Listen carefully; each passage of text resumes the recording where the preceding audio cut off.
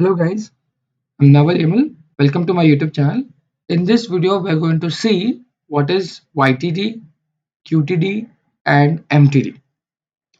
So here YTD stands for year to date, QTD stands for quarter to date, MTD stands for month to date. So what exactly this YTD is? So let me explain you with a real time. Let me take an example here. So if I take an example of suppose TCS share price, just giving an example.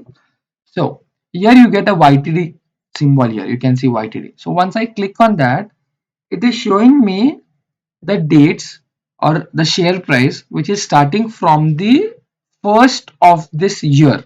This year means 2022. So when I look at the first, it is showing me the 3rd January. You can see the tooltip there. In 3rd January, the share price was almost 3817. Okay. Now it is showing you year start to date. So what is today's date? So today's date is 27th, but it is showing you yesterday's date. Still the market is not open. So it is 3254.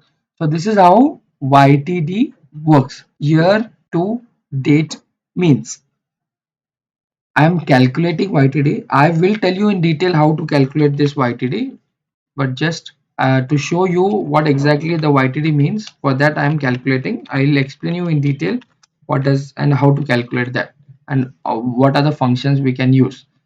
So I'm using total YTD, and I am writing an expression sum of the sales amount.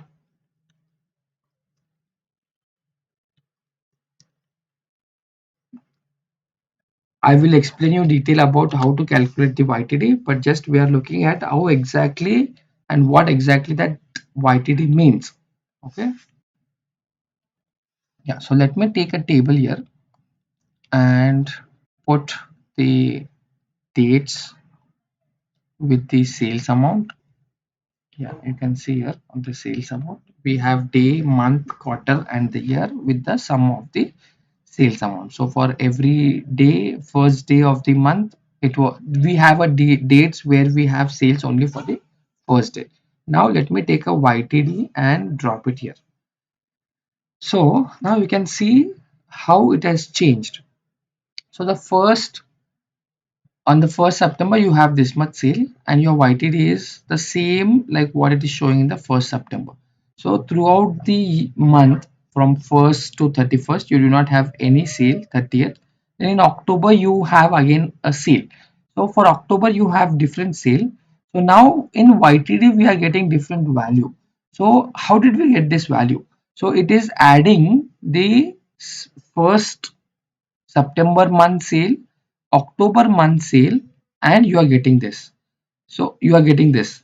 And in the month of November, it will add September month sale, October month sale, and the November month sales, and you get year.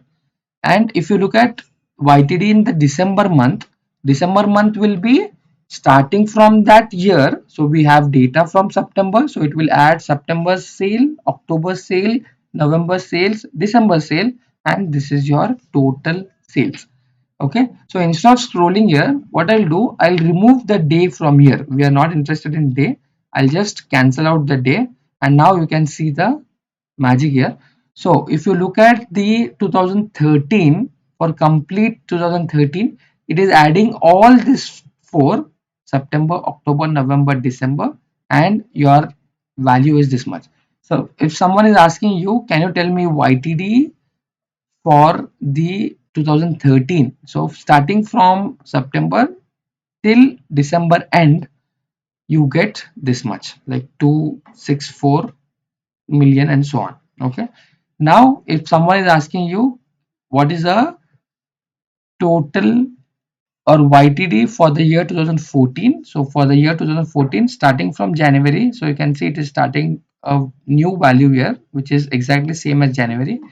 In February it will add these two, in March it will add these three, April it will add these four, May it will add these five, and in December it will add all 12, that is January 14 to December 14, and you get the value here.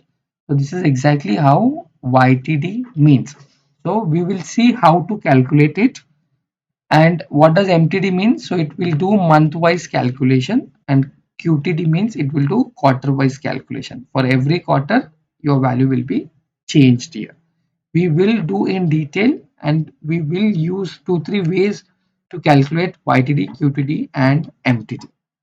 Very, very important when it comes to the financial calculations. Thank you guys. I hope you enjoyed this video. If you like it, please subscribe to my channel. Keep learning.